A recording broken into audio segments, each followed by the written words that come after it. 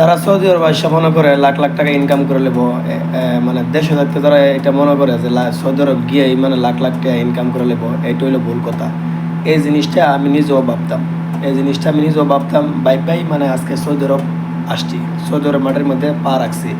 কিন্তু দেখেন, সৌদি আরবের মধ্যে সবচেয়ে বেশি যারা মানে অনেক ভয়ঙ্কর পরিস্থিতির মধ্যে শিকার হই, এরা হলো যারা দালাল দৌড়ে আসে।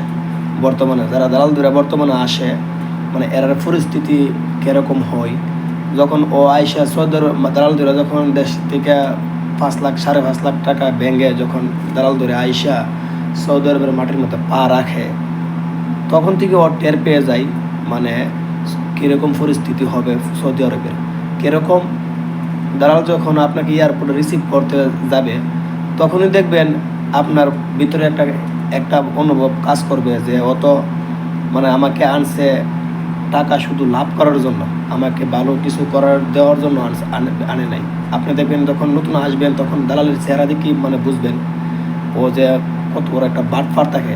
সব দালালের কথা বলি না আমি, কিন্তু বেশিরভাগ দালালে এরকম করে। আমি এই পরিস্থিতির মধ্যে পড়ছি বিদায় আপনাদেরকে বলতেছি। তো আমি থাকি সৌদি আরব তাবুক। আমি যখন সৌদি আরব প্রথম আসছি, তখন মানে প্রথম সৌদি আরব যখন আমি আসছি, তখন মানে আমার সৌদি আরব খোলার সাথে সাথে আমি আসছি। তো আসার পরে যখন দেখি যে দালাল আমার আইনা মানে কোনো কাজ দেয় না, শুধু বসায় রাখে, কাজ শিখাই। আমাকে একটা কাজের মধ্যে দিয়েছিল, এটা হলো কাপড় সেলাইয়ের কাজ, মানে তোপ, এদের সাথে বাংলাদেশ যেটাকে বলা হয় জুব্বা, এরকম একটা কাজ দিছিল। দেওয়ার পরে বলছে তুমি কাজটা শিখো, কাজটা শেখার পরে তারপর অনেক টাকা ইনকাম করতে পারবে।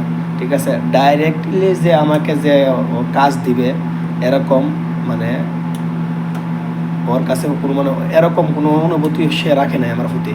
ঠিক আছে, তো আপনারা যারা সৌদি আরব আসবেন, যারা আসবেন অবশ্যই আপনারা চিন্তা ভাবনা করে আসবেন। 5 লাখ টাকা 5.5 লাখ টাকা কর্জা করে আসবেন, সুদের ঋণ করে আসবেন। আসার পরে যখন আপনারা একটা বিপদের মধ্যে পড়ে যাবেন, দেখুন সৌদি আরবের অবস্থা খুব ভয়ানক, মানে খুবই খারাপ। চাকরির বাজার অনেক খারাপ। দেখেন, আমি সৌদি আরব আলহামদুলিল্লাহ আইসা পড়ছি 8 বছরের রানিং, 8 বছর হয়ে গেছে, 8 বছর প্লাস আমার।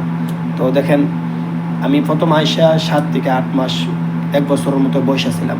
তো আমার নিজের মামা তখন এখানে থাকার কারণে আমি প্রথম আসছিলাম আরার থেকে, এরপর তাবুক আসছি। এখন বর্তমানে আমি তাবুক থাকি। তো আবার নিজের মামা তাকানো আমার একটা চাকরির ব্যবস্থা করে দিছে।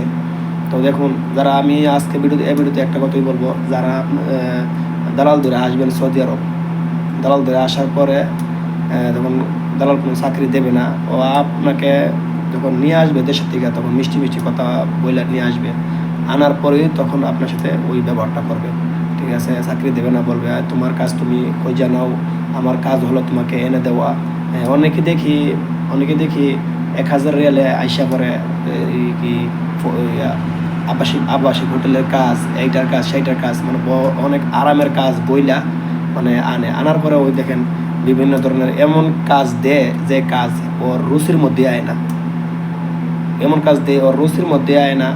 তো আমি একটা কথাই বলবো, আপনারা যারা সৌদি আরব আসবেন, দালাল ধরে না আইসা নিজের ভাই ব্রাদার থাকলে অথবা নিজের আপন রক্তের মানুষ থাকলে আপনারা ওদেরকে ধরে আসবেন, কিছুটা হলেও শান্তি পাইবেন। কিন্তু ডাইরেক্টলি যখন দালাল ধরে আসবেন, তখন আপনারা আইসাই দেখবেন দালাল কীরকম একটা পরিস্থিতি করে আপনাদের সাথে।